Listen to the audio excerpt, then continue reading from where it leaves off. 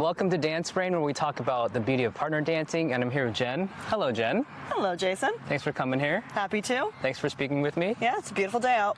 Yeah. So, Jen, tell me about your partner dance journey. Where did you first start dancing? I first started dancing when I was 18. So it was actually my best friend had come home from college, and she had started Lindy hopping up in the Bay Area because she was going to Berkeley, and I was still down here in LA area. And we found a place in Pasadena, the infamous Pasadena Ballroom Dance Association, that ran a Saturday night dance that still goes to this day. Yeah, it does. And we went there, she and I became obsessed. Like, quite honestly, after she left, and again, this is before before social media, where you could just find events. So you get flyers off of tables and just talk to everybody. Where are you going to go? Where are you going? Where do we meet? And got lots of phone numbers and just started dancing as many nights as I could. When I was 18, I tried to get out. I was out like 5 or 6 times a week dancing Lindy Hop.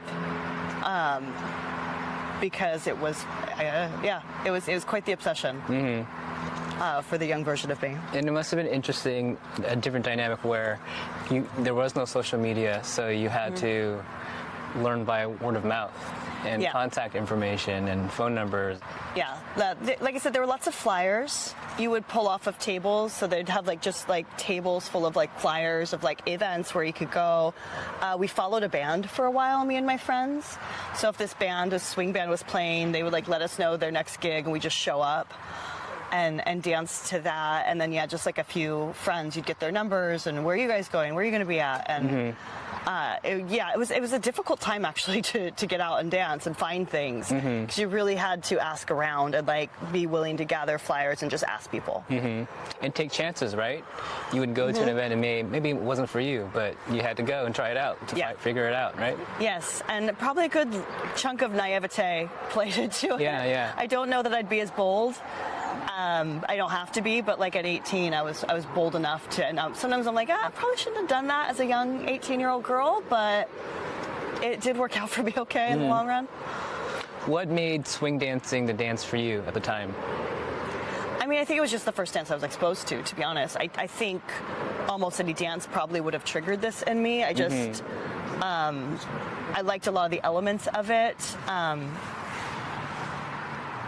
But I do think that the swing dance community was pretty welcoming and friendly. And at 18, I was learning to come out of my shell, I would say. I was really shy and quiet as a child. Through my teenage years, I tried to kind of overcome my shyness. And 18, I still was doing that. So it was an easy place for me to talk to people, to make friends. And I don't always have the easiest time making friends out in the wild. I'm not somebody who likes to go to parties and drink alcohol, and so I struggled in college to meet people because they all wanted to party, and that wasn't really what I wanted to do. So it was a nice way to meet people and make friends. So partner dancing helped you overcome some shyness. Yeah, definitely. I mean, again, you kind of have to get to know people, because there's something because the first thing you do with somebody is physical contact. Yeah. So if I feel because of that, because the first thing somebody does is they ask you to dance, and so before you even have a conversation with them, often before I even know their name, we're in You're physical already contact. touching. Yeah. And so I feel it breaks down barriers very quickly, because when there's already a trust that's formed in some ways, because I have to trust that you're going to hold me upright, not drop me. I have to trust that, we're going to create this dance together. And it does make it nice, because the start of the conversation has nothing to do with talk, which works really well for me. Your first impression with someone may be a dance where you don't talk for the whole night, or even days or weeks. You don't really get to know someone sometimes until there's a moment oh, I know you, but I don't really know you, because we dance and I know you as a dancer, but I don't know you as a person. Right. And also when you go to these dance social events, there's this game or this common goal where everyone's there to dance mainly. So as long as you do that, you can feel comfortable like, oh, I know we're going to be dancing. Whether I want to talk beyond that, it's up to me, it's up to you. Yeah. You're not forced to talk to people unless you really want to. Yeah. Yeah, and it's one of those scenes where, I mean, I still to this day know people who just show up, dance, barely talk, and leave. And I know people who are very social and sit and have full conversations in the dance. And I do think for somebody who's a little shyer and quieter, it kind of creates a space where I get to be involved, but not in a way that makes me uncomfortable. And again, so many other social events involve being very extroverted, very lively, being able to generate a conversation out of nothing. So for somebody who might be introverted or shy, that sounds like hell. Yes. You're right. The average party, right? If you're not talking, you're just on the side. Right. It's a little awkward, yes, but you don't feel like you're part of the group. Whereas at partner dance events, especially events that have live music, there are attendees who go just for the music. Some people go just to drink if it's at a bar. Some people go just for exercise. Some people love dancing and just are there to dance. Some people are there to meet people. And some people are there to people watch. And it's all okay. Where you're not forced to have one-on-one conversations with a stranger. You don't need to. You can if you want to, but you don't need to. Yeah. And again, I was in college at the time, and so, so much college socialization is around being out drinking and partying. And when that's not how you want to meet people or make friends, it does make it a little more difficult through the college years. And to this day, I still don't like large parties where everyone's just drinking. I'm like, what else are we doing? Are we doing something? Could we play a game or something? And dance events also allows you to meet people who you may not otherwise meet. Because there's this common activity that everyone enjoys. And people from all walks of life will join this activity. It's kind of amazing in that way. Yeah. And it's all age brackets. I mean, even to this day, it's like I know people who are in their early 20s that I consider friends, up through people through their 70s that I consider friends. And it's kind of cool to have that broad range of ages. There's a lot of diversity of just people who come, and people from all different walks of life. So you never know who you're going to meet on the dance floor. Beyond swing, are there other dances that you do as well? So swing, and really Lindy Hop to be specifically, was my introduction dance, and I stuck with that for a really long time. When I was 19, I did a semester abroad in Spain, in Madrid, and there was no Lindy Hop in Madrid at the time. I still don't think they have a very big scene, if they have anything.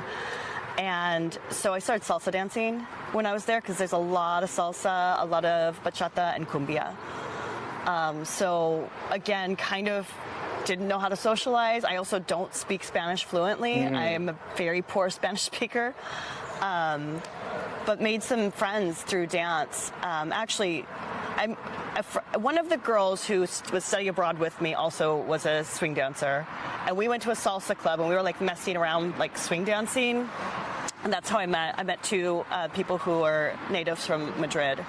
And they wanted to learn Lindy Hop. So when I was living in Madrid, we used to meet at their studio. They had these old Marcus and Barble video cassettes that were in English. They did speak zero English. I spoke poor Spanish. And that's how I actually learned to lead Lindy Hop, was from these old videos, because I had to teach them how to do it, but I could only teach their movement, because I couldn't explain it in Spanish, because it's I can order food in Spanish, but explaining how to do a social dance was not anywhere near what I was taught in my Spanish classes in high school. So it was a really cool experience. And then they would take me out salsa dancing, basically 5 nights a week, and we'd just be out. And so I did a lot of salsa when I was there, and that was the second probably dance I learned. So you went to a new country, didn't know the language per se, but you had a commonality of another language, dance. And a lot of acting out what we were trying to say to each other. We made so much pantomime will get you in a foreign country. That's the beauty of dance, right? You can meet people from all over the world and not know the language and be immersed in a dance, get to know people who you may not know, Yeah. and speak on a different language beyond just verbal language. Yeah. Yeah. Yeah. And then from there, I've just kind of branched into different forms of dance. But that was the one that kind of forced me out of Lindy and into something else because there was no Lindy Hop. Yeah. Getting back to Lindy Hop for a second, because you still do it now. Yes, I do. Is there a reason why you continue to do that dance specifically from a dance standpoint beyond just the social structure and the friends that you have? I mean, it's my first love. It's my longest relationship. And when you look at dance like it is a relationship and a love, I really think dance is the love of my life. And Lindy was the thing that got me into it. I don't think I'll ever stop completely, even though I like branch into other dances, because it's what showed me this world that I could be part of. It's also like, as far as like one of the more rigorous dances, like if you want a better workout, Lindy's one of the dances that gives you a better like actual workout. There's a lot of lazy dances where I don't even sweat. I will sweat with Lindy. It will like get your cardio up. It's a challenge. I think it's one of the harder dances compared to a lot of others as far as like technically getting it right. You can fake your Lindy, but to technically do Lindy right's really hard. So when I meet somebody who's like at a technical level that's the same as mine, it's just a really, like, it's thrilling to meet somebody else who can Lindy Hop the way I do. And I have a lot of friends in the scene. So, you know, it's like when you've been in it for a while, you meet so many people that it's hard to leave when you know everybody and you're like, but all my friends are there. I could go and like see everybody and dance and have a good time. Yeah, and the music's very specific. It's from a specific era, and it makes you move in a certain way. When you do Lindy Hop, when you hear Lindy Hop music, you feel different versus hearing modern music. Yeah. So it makes you want to move in a specific way. But don't diss on Lindy. You can dance Lindy to modern. You can. It does happen. We used to do it all the time. They used to call them Lindy challenges, and they'd put like a Queen song on, and you'd have to Lindy Hop to it, or like and they've branched away from that in the current scene, and it's a lot more like traditional music. But we used to throw on whatever and Lindy Hop to it. So I kind of miss that. It's kind of fun to like make it work in different genres and rhythms, you know, and it's a bass dance for a lot of other dances too. It's one of the older dances that are out there. Yeah. And then you mentioned that you led a dance as well, and you currently lead as a leader. You're a leader and a follower. Yeah. Can you tell us about the journey to leading? Well, again, I learned to lead because I had to figure out how to teach two Spaniards how to dance Lindy Hop. So I had to be able to translate what was being said on the tape to my movement to them. I do enjoy leading because, especially early on, there was always too many follows, and I went to dance. And so I didn't like sitting out most of the night, so if I could lead, I could keep dancing. So, and to this day, when I just want to dance, I'm like, I can dance every dance if I want, as a lead and a follow. So yeah, if I get asked to dance, great, I'll follow. I do prefer following to leading still, but I like leading, and it does mean that I can jump in. And last night I was fusion dancing, and there was a lot of follows. At the beginning of the night in particular, all the leads seemed to come late. And I'm like, that's fine, I'll just lead a good chunk of the night, and I still had a lovely time, so.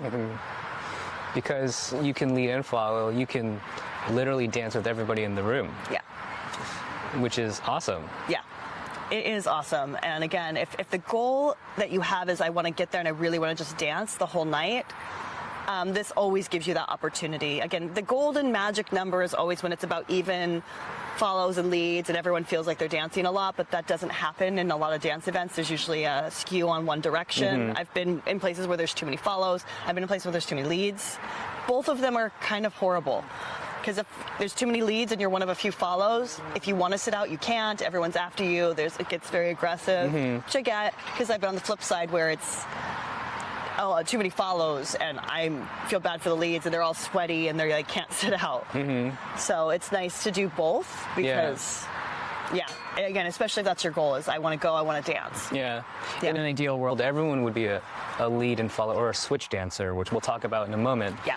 Where you can literally dance with everyone in the room, regardless of the gender balance that's there. Yeah. And you can choose your own adventure, like, oh, I feel like leading today only, or I feel like following today, or I want to switch dance with you, which is an amazing thing that we're going to talk about, because this person right here is a very good switch dancer. And switch dancing, for those who don't know, is basically within a certain dance, you can change roles back and forth, which is a very, very fun and exciting and improvisational way to create. And there's versions of switching where you can give up the role to allow the other person to become the other role, or you can steal the role from each other. So it's like this conversation that's happening beyond just the lead follow dynamic. It's the, oh, I want to lead now, oh, I want to follow now, and negotiating that. So that's what basically switch dancing is. How has switch dancing affected your dance journey? Do you love it? Do you enjoy it? Is it challenging? Do you seek it? I do love it. I would say it's hard to find like-minded people, because the skill set for switch is very specific. Yeah. In that, I like a very subtle switch. I don't like it to be like, and now it's your turn. I tend to really lean to be like, did you just feel that? Because I'm a subtle dancer as it is. Yeah. You were actually the first person I ever switch danced with. We were Lindy hopping. And it's really fun when you have the right partner, but you have to, it is a different language than just lead and follow. And when we look at partner dancing, there's kind of different avenues to take of what you're interested in and what you're after.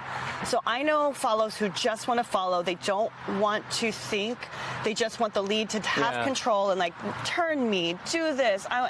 And they just follow without anything else. And I also know leads who like that. They're like, I don't want you to do anything but follow. I want to be in control. I want to be in charge. I'm going to do the thing. People of that mindset don't make the best switch dancers, I've found, because I've tried switching with them and that they struggle to hear when the switch happens. I find people who are already dynamically going back and forth. So because I started as a follow, just kind of pushing back on my lead. Just, what if I did this? Does he notice that I shifted my body weight, or I want to do a little trick here? The leads who are already responding to that tend to be better switch dancers. Because they were already in tune with my movement. And when I did that, they'll be like, oh, she wants to move this way, and I'll move with her. And they tend to pick up on the switches because it is a very subtle art. It's a lot of fun, though. Yeah, well, in terms of leading and the lead-follow dynamic, just to piggyback on what you're saying, there's some leads who want the follower to do exactly what's led. Yeah, they don't like me. And then there's some followers who want to follow exactly what's being led as well, and that's the conversation dynamic. And then there are other leads who will lead a pattern, lead a technique, and will highly encourage the follower to do something, but the follower can do that or do something else. They can say kind of, yes, I'll do that, but I will add this. And the leader will hopefully pick that up and say, oh, the follower is adding something to the pattern beyond what I thought I was leading. Let's go with it and see where it goes. So there's no wrong or right mindset to have when you're dancing, but for those who love to yes and, for those who love to listen, switch dancing is amazing. Yeah, I would agree with that, and I think people who do it tend to have that mindset where they want the play. Which, I mean, you know this about me, this is probably my favorite part of dance, is playing in it. I don't tend to be as more technical or worried about technique as much as I enjoy interpretation of music, the banter between the two dancers of oh, you're doing this, I'm doing this, and we're trying to make this work. It's for me, that's where the excitement sits. Yeah, I was going to ask you, your dance love language is probably playfulness, right? In that arena. Yeah, I love to play. I love to interpret what's going on in the music. I like to listen to the different levels in a song, and I like pushing back on my lead, and the leads who like me like when I push back. The ones who don't like that I push back on them, and I'm like, what if I give you this? Will you do this? So people who also like to play will enjoy dancing with me. And I could be technical, but it's not usually my favorite dance of the night. If it's just I'm leading you, you're following, and I don't have a lot of a voice. And as a leader, do you like follows who also play as well? So your lead and follow love language is the same. I actually struggle with follows who only follow because I get bored and I'm like, give me something to do. So the follows that really push back hard. The cool thing about too with that, and I don't know if you've experienced this as a lead, follows who push back right unlock moves I didn't know I could do. So I'll be dancing and I'm thinking one follow specifically because the way she pushes back always unlocks something new because she's like showing me what she can do, and it's like all of a sudden I'm like, oh, I could do that, and then I suddenly pull her into something I'm like, I didn't even know I could do that. But she's the one who was like, hey, look, if you, and I don't know how to explain outside of you feel her body, her movement, and she's just like, I'm right here, and if you pull me a right way, I'm going to spin this way, and then you're like, now I can do that with somebody else. And so the conversation is a teachable moment as well. Because you get to like unlock these things. You know, and it like makes you a better lead, in my opinion. A good follow can encourage the lead to go to places where the lead didn't know the lead could go. Can I ask you a question that would be perfectly suited for you? Right. And it may be a little bit nerdy and technical, but let's go there anyway. What's the difference between, from a follow standpoint, playing and back leading? Is there a distinction there where a follower is maybe doing too much and influencing too much? And what's that line like?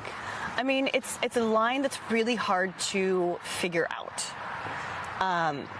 In the same way, when I teach a follow to start following, I always tell her, like, especially with Lindy Hop, I'm like, have Barbie arms, right? Because we need this tension. When you watch a follow, they don't look like they have tension at all. Like advanced follows don't look like they have tension. They look very loose and very free flowing, but I'm like, there's tension there. You just don't see it. So early on, I'm like, you need Barbie arms. I'm like, just keep your Barbie arms. You're going to figure this out eventually. How to like have the tension without the Barbie arms. And it's the same thing with back leading. So if I am a follow and I'm anticipating a move, I can push my weight into it and force a lead to go a certain direction. If I'm heavy enough and if I'm solid enough, I can just push you into it. If I'm suggesting a move, what I do is, and the best way to describe it is I show you where I am physically in space. So I will give you a little resistance, but not so much that I'm taking it from you, but enough for you to feel like, oh, she's giving me something here that I can use, but you also don't have to use it. If you don't use it, I'm not going to fall. So a back lead, if I back lead hard and you don't catch it, I'm going to actually fall. It's going to unbalance us. And it's incumbent on the lead to realize you're back leading and like do your thing, or like you're going to stumble. If you want to give it a suggestion, like basically he can take or leave it, and it's not going to ruin the move. I'll be like, I'm like maybe sitting back into it, and I'm like, I'm giving you momentum. You can use it or not. If you don't use the momentum, then you just keep doing your thing, and there is none. But also, if I'm here, you're like, oh, I've got all this momentum that I can like use here. So being playful or suggesting is the follower saying a statement that's a suggestion. Not a definite, we must do this, versus back leading is a statement where we're going here and this is where I really want to go and you better be here or else it's not going to make sense. Or if I do something, the lead's going to stumble if they don't follow what I'm doing. So that's the kind of difference right there. That's how I would define it. And it's how you figure out who's playful too, is because I'm always giving suggestions, and I find some leads don't take any of my suggestions, and I'm like, oh, you are not interested in playing with me. And some love them all, and they're like, oh, Jen's making more and more suggestions, and I can play with her more. So you can have different dances where there's different degrees of playfulness, different degrees of people who want to suggest from a follow standpoint, and different degrees of leaders who allow the follower to suggest. There's that conversation there. But again, this is all like very nuanced. Very nuanced. Years to get to, and it was like when I was first starting dance, I was nowhere near this. It was just me even just figuring out how to move in the space and how to even just follow what the lead wanted me to do, and you're kind of all arms, and you're like, oh, he wanted me to go this way, and you kind of figure it out after the fact. Yeah. Do you have any specific goals for your partner dance journey right now? Are you trying to achieve something? That's a good question. I find at this stage of my life, I'm less goal-oriented and more journey-oriented. I'm very interested in just opening and unlocking new things, just like on a personal artistic journey. My goal is for me to do like more choreography in different forms of dance as a way to push myself and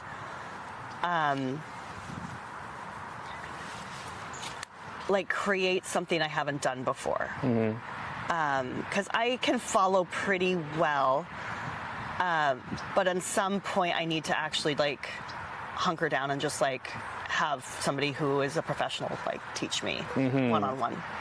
Choreography, something that you can rehearse and...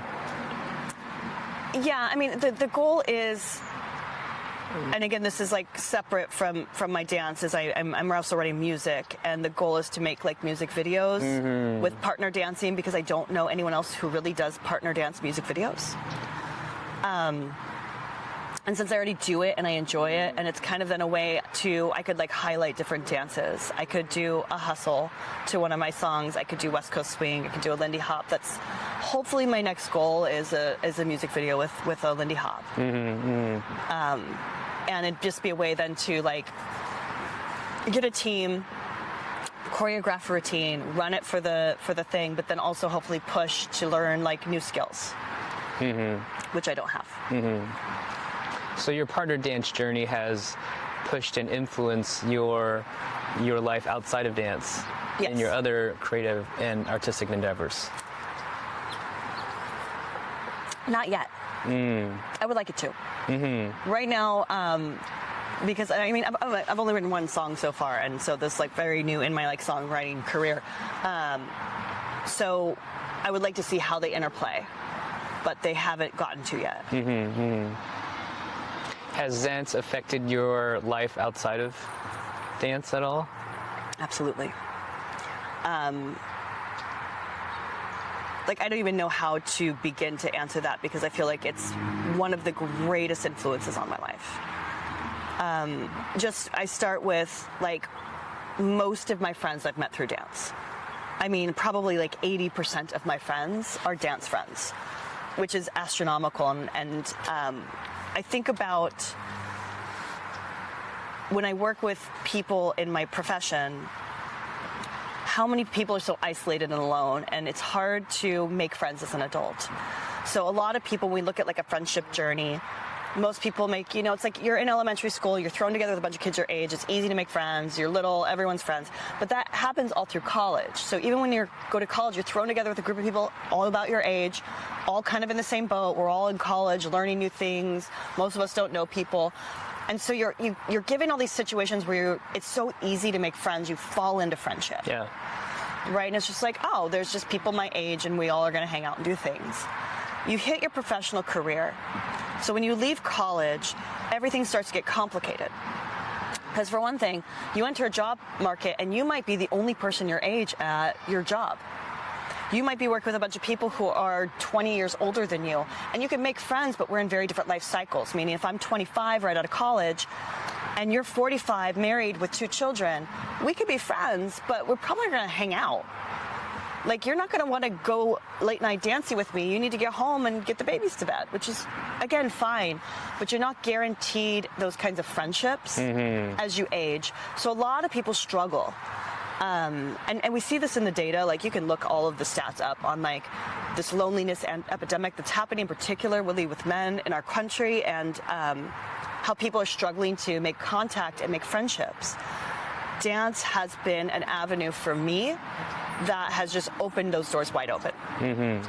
Because again, as we talked about, there's this variety of people where I know people who are 20 years younger than me. I know people who are 30 years older than me. I can make friendships throughout this broad spectrum, all of whom are interested in something that I'm interested in and have the time and freedom to do it. So these are people who have put time aside to be like, I want to dance, I want to take time to dance. So they have something of a similar schedule to me. And, you know, dancing is hard because it's a late night schedule. And not everybody likes the late night schedule. I can't date early risers. People who are like, I wake up at 5 a.m. and get to the gym. I'm like, ha, yeah, I will never do that, ever in my life. I like being out till 1 a.m. dancing. And I like to wake up at like 8 or 9 in the morning. That's pretty much nice. You know, so for me, like the socialization part, especially for people who are struggling, feeling very isolated and alone, and again, we're seeing this, when you find these kind of niche, smaller markets, it becomes an easier place just to talk to people and meet people. Yeah, dance is like a tribe, like school, like college, where people are brought into a specific space. They're going through the same or similar challenge. And because it's adulthood, everyone has the same values. They're there because they appreciate some aspect of the dancing, whether it's the music, whether it's the people, whether it's the actual learning, whether it's the physicality. And you just meet people who are like-minded, and it makes it easier to meet people, find friendships, find people who are wiser than you in other areas, people who are like tradesmen, like, oh, I need to find a plumber. Well, this person's a dancer and a plumber, so it's very easy to find people who are of all walks of life. Because you're in this pressure cooker of a space that everyone who's there has gone through the challenges, hopefully, of learning the dance, appreciating the dance. I think as our society moves forward, the need for these spaces are going to continue to increase. And one of the things we're seeing with, say, like AI, what's happening, when we look at social media, what's happening was they were all vying for our attention. And the way that a social media platform works is to get eyeballs on it as long as possible, keep you engaged. We're seeing in AI what they're looking for is connection. And that's terrifying, because if we lose human connection, like, we're losing basically what makes us human. So spaces like this where you get genuine human connection, and you get to connect on all these different levels. So for those of us, again, and as you know, an adult male, who are you allowed to touch? Who are you allowed to hug? Most men in particular have like nobody they can touch. If you're not in a romantic partnership, there's no snuggles for you. You might have like a mom or a sister you can give a hug to, or, you know, but you're not around them as an adult male. It's not like you live with your mom anymore. So a lot of, I think in particular, males are touch deprived. This is a space where people get to actually touch. We forget the importance of touch. It is our first love language. When a baby is born, they want to sit on your chest, hear your heartbeat. We do all the skin-to-skin contact with babies, and we think we adults don't need skin-to-skin contact. Especially if it's a close embrace dance. So again, if you're doing a blues, a bachata, a tango, you get this like really close, intimate space, and it doesn't have to be sexual in nature. And that can be really liberating for, I think, adults, because touch and sex go hand in hand for so many adults. But for those of us who maybe aren't looking for sex, but are looking for intimate, like, touch, dance is so lovely. So I start with like that physical level of just like our base level needs for touch, dance provides. Then I move into things like socialization. We all want to be part of a community. We all want to be part of a purpose. We all want to be, you know, in a family grouping. And for those people who are moving across country and struggling to meet people, I never feel that. I'm like, well, if I move somewhere new, I just find the dance community. And I'll make friends, I'll meet people, and I'll like immediately be dropped into a community. And we're social creatures. This is, again, we are not the fastest creatures in this world. We're not the strongest. We don't have sharp claws. We don't have armor. We don't have camouflage. We are not built to like survive on our own. We kind of are stupid. Like walking upright is dumb. It like does not give us advantages in that you can carry things, but like it's not good for running from predators. You know, so our strength has always been our ability to work together, I mean, cohabitate, because humans together are extraordinarily strong. Humans alone are not. And I think to our modern society, we've shifted the narrative to like solid, we're strong on our own. I'm like, I just don't agree. Yeah. And dance provides that. Like, I have a community. If I get sick, I have so many people who check in on me and who would show up with food, with whatever I needed. You touched on a lot of points there. I want to start with the digital point, where we live in a digital world. These digital tools are meant to grab and retain our attention and distract us from doing other things. But also it helps solidify the notion, oh, I can be alone and get my food. I can be alone and learn this thing.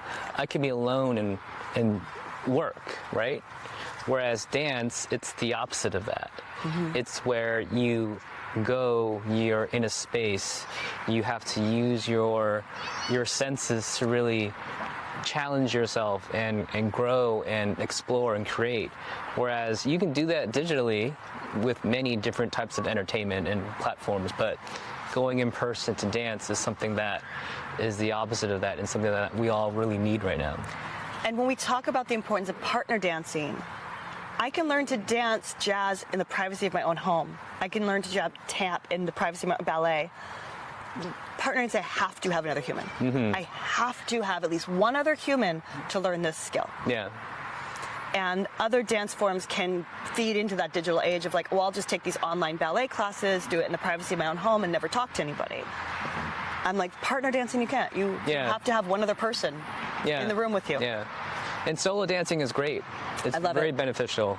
Yeah. Partner dancing is solo dancing, but at a different level where you have to one should be comfortable in their body to learn to partner dance, right? Yeah. To know the movements, but to translate your movements to somebody else, that's a different type of learning, a different type of skill. Yeah. And once you get hooked onto that, like, wow, it changes your life. Yeah. Yeah, but again, as we're talking about like this digital age and this isolation, I'm like, that's one of the joys of partner dancing. It demands a lack of isolation. Yes. It's even if it's just you and your partner at home doing it, then you gotta do it with your partner. You're doing it with somebody. Yeah. There's another person there. So it does tap into those base needs of us as humans. And as we move into this world where we're really struggling with like what our biology is demanding and our psychology is demanding and what our world is providing. Yeah. That we need spaces that we actually can tap into, like actually need people. Yeah, partner dancing helps build and work on your relationships with other people of all different types. Familial, wife, husband, kid, grandma, grandpa. You're exercising the muscles of connection, of communicating, of nonverbal communication, and of touch, which we'll get into in a moment. It's great where you can have fun. It's not homework. It's not something that is tedious. It can be if you want it to be, but it's this fun, joyful thing where people are learning and struggling like you, and you can learn together and problem solve together without problem solving alone. Yeah. Yeah, and again, since this is about like, why should I get into dance? I would say this is one of the biggest pushes I would have for any time you're in a space with other people. Is anything that requires another person for me to learn it is going to be really important as we're heading into this age where not only is our attention being taken, but our connection is the next thing to go. And I just don't know how you can create that with a digital space. I need another person. You know, even like an animal, at least you can connect to because it's another physical being. So if it's like a dog or a cat, I can like pet it and hold it, and I feel a connection there that's real. You know. Yeah, and then getting into touch.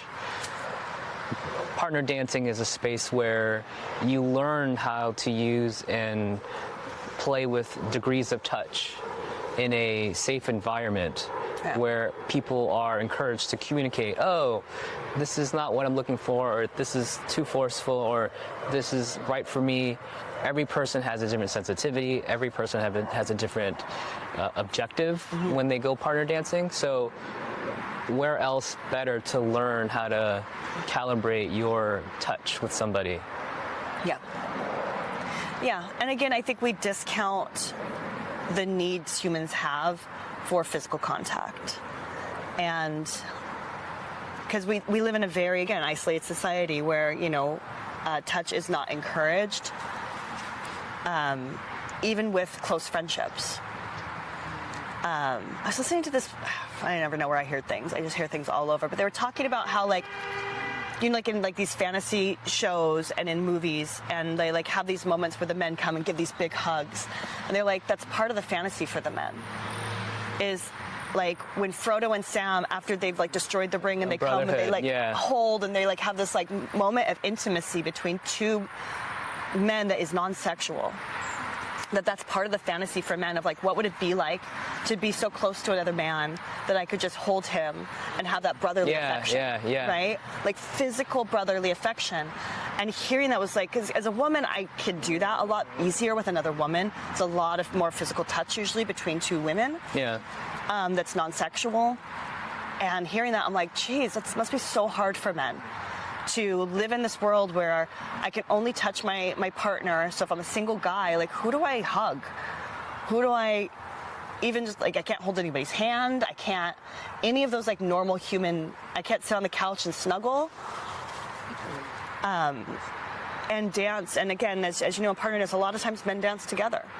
And it's not a sexual experience. It's just, again, the same thing that we're talking about, this communication of like figuring out lead and follow. And it's I think, very positive. Yeah, I think also partner dancing for men builds a brotherhood, right? So if you're learning a dance with another, if you're a male and learning a dance with another male, and you're beginners and you're struggling to learn a certain dance, there's a kinship and a bond that forms while you're learning together, and you can help each other out.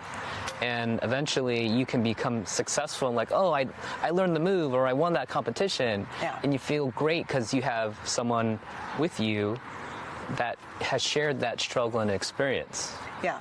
Yeah, like where else can two men hug or, hug non-sexually besides like a sporting event, or like, oh yes, we closed that deal, big hug, or we're celebrating someone's birthday. Right. Partner dance, you can hug people and it's okay. It's kind of encouraged sometimes as well. Yeah. It tends to be a pretty huggy culture. Like that's how we greet each other. When we met today, we hugged. Like it's common with dancers that's our greeting, is a nice big hug. Yeah, so you're finding yourself in a tribe of people who are collectively striving to become better dancers or work on their musicality or whatever their goal may be. But there's this kind of bigger sense of community where I'm one of many people. I'm here to amplify myself in my journey, but I want to amplify other people too. Yeah. And again, I like that point of like journeying alongside, because men often need the third thing, right? Men don't, like me, a woman, I could call my girlfriend and be like, just come over. And we'll just sit and talk for 3 hours with no activity, nothing like that. Yeah. We're just going to have a glass of wine and talk. Men always need the third activity. They need the TV. They need the game. The game's on. Let's go golf. They need the card game. Play video games together. Yeah. So there's always a third thing that you have to do in order to bond to another male. Yeah. And that's what dance gives you. It's like, well, we'll go dance, and I can have this moment where I get to be around friends and make male friendships, and we have our third thing. Yeah. Speaking of third, I don't know if I mentioned this to you, but partner dancing and partner dance socials are kind of the ultimate third space. You know what that means? No.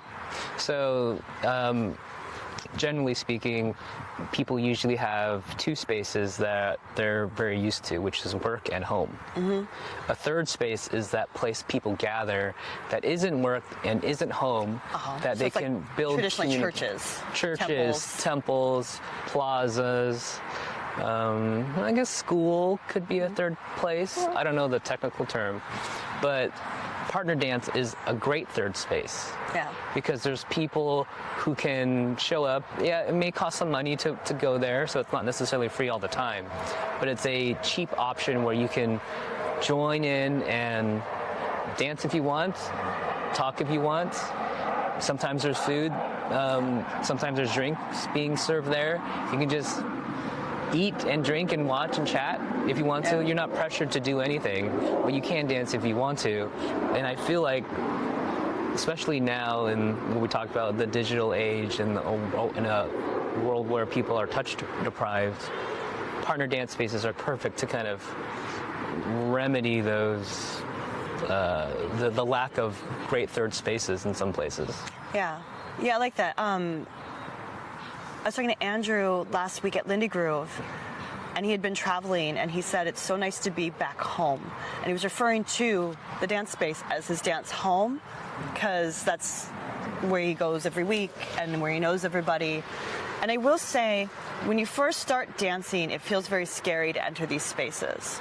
And there can be a lot of fear, but once it becomes the third space to you, it feels welcoming always, and you do feel like you're coming to a home, where you're like, oh, there's everyone I know, and I have the place I sit, and the things that I do, and the music that I know, and it feels very familiar. Yeah, and again, like safe and homely. Especially if it's weekly, it becomes a place that you go and a place you look forward to, a place that you know the surroundings, and you know the rules of the space, and you can form bonds and friendships and challenge yourself. Yeah. And again, I agree that's something, because we see things like people going to church falling off. And so those third spaces that would have held a lot of community events, like a church, like a temple, start to fall off. And then, where do you go? And again, a school's great, but then when you're out of school, what do you do? You can't go hang around the school anymore. That's weird. So. Yeah, dance can be a sort of religious space for people. Oh, yeah. Yeah, well, religious in that idea of like community, and we all get together and have shared value, common goal, those kinds of things. And we want to protect the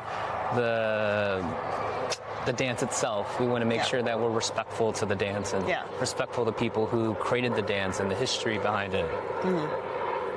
Yeah, absolutely. Yeah. So you kind of mentioned it already, but do you have any further tips on people who are curious about partner dancing and haven't taken the jump into it yet? I mean, here's what I tell everyone when I meet them for the first time. So I try to greet as many people as I can in a dance space. And when I meet a new person, they always say, I'm not very good, I'm brand new. And what I always tell them is, there was a time when I walked into a space and I said the exact same thing to somebody. I was brand new, I didn't know anything, and I had to walk in. And every time I say that, everyone says, that makes me feel better. Because it's a reminder that all of the good dancers, at some point in their life, walked into a dance space for the very first time. Now, yes, some people did it when they were like 6. Some of us did it at 18, some of us did it at 25, some at 40, some at 60. But at some point, all of us have walked into that dance space knowing nothing and having to stumble our way through. And I think remembering that, like, those good dancers were in my position at some point, just, it's about the journey and not about, like, I'm not good at it now. It's like, this is... Everyone's at these different levels, and you can see it on the floor. You see the beginners, you see the intermediates, you see the advanced, and they're all there doing the same thing. And we're all there for the same reason. You know, which is dance. We just enjoy it, and we're going to do this thing. So, you know, I'm a big put yourself out of your comfort zone person. The more you cling to comfortability, if you're comfortable, you won't change. So if your goal in life is I want to push myself to do something new, you have to get out of your comfort zone. And finding that space that I can push myself out and try this new thing will always give you some kind of benefit. Right? So again, if you think of any experience is a win, you never lose. So as long as I'm out trying something new and experiencing it, even if I hate it, it's a win because I gained experience knowledge. You know, I tried rock climbing and I hated it. Okay, well, don't go rock climbing again. You know, I tried this dance class and I loved it. Cool, come back. If you hated it, don't come back. Try something else. But you can't lose if you're just there to figure out, like, you have to have the experience. And it's okay to go at your own pace. You can take 10 classes and then go to your first social. You can take 100 and then when you're ready, oh, I'm ready now, go to your first social. Hey, man, I learned on the street. I took 0 classes. Yeah, you can take 0 classes and go to 0 classes. I just went out and fumbled my way through it and figured it out. Don't recommend that for everyone. It's a wild journey, but it was how I did it. Yeah, it's a great place to push yourself outside of your comfort zone at your own pace generally, because not everyone is there to become a champion dancer and make money being a dancer or being a professional dancer. Very few people do that. Yeah. Most people are there for fun, for health reasons, to push themselves, to challenge themselves in a fun, safe way. Meet people, make friends. Yeah. Yeah. As again, if you hate the gym, I'd much rather go out dancing at a social than go to the gym and run on a treadmill. Correct. That's just me personally. Correct. I will not go to the gym. I'll set the goal, be like, I'm going to wake up and go to the gym. No, I won't. Yeah. No, I won't. You know how easy it is to motivate to get out to go dancing, though? I just have to be like, he'll be there. Oh, they're there? Yeah, I'll go. Yeah. Partner dancing is kind of a way to exercise without making it feel like tedious. And making it feel like exercise. Yeah. It's probably, I know we're kind of biased, the healthiest thing you can do for yourself. Yeah. With the exception, the last time I said that to you, you were like, except for the lack of sleep that we get. Yeah, and then you rained on my parade. I know. You're like, but then we don't sleep good, and that ruins it for us. I'm like, the pessimistic side of you, Jason. The dynamic we're talking about is most partner dances usually end around midnight or go later. Yeah. And if it's going later and there's a lot of people there, that must mean it's a great event. Yeah. Which means you're probably not going to bed until 3 or something. Yep. But if you've been falling asleep at 3, maybe not, because maybe your brain is wired and your heart is still pumping and you're so excited from a very amazing evening you can't fall asleep. Yeah. So maybe you fall asleep at 5, and then there goes the bad sleep. All off. Yeah, I was about to go, if you do Latin dances, they don't even start till like midnight. Yeah. Like they end at midnight. I'm like, it depends what you do. If you're like salsa dancing or doing bachata, they start at midnight. So we're not discouraging those who love to go to bed early to not dance. There are events that are during the day that end at 10 p.m. Yeah, there are. It is a little harder to find, and if you enjoy like those big weekends, they tend to be pretty late. But I actually know people who do the big weekends, they just do the lessons and don't stay out late and have a great time. So like you can kind of cater it to what you want, at least somewhat. But yeah, I think it's a very healthy expression. There are lots of ways to maintain healthy lifestyles in our culture. I think dance is one of them. But I encourage anyone, just like get out, be active. Again, we know that physical exercise reduces depression, anxiety symptoms. So, I mean, honestly, just being outside reduces depression, anxiety symptoms. So maybe we should dance outside. Yeah, dancing outside is the best. Yeah.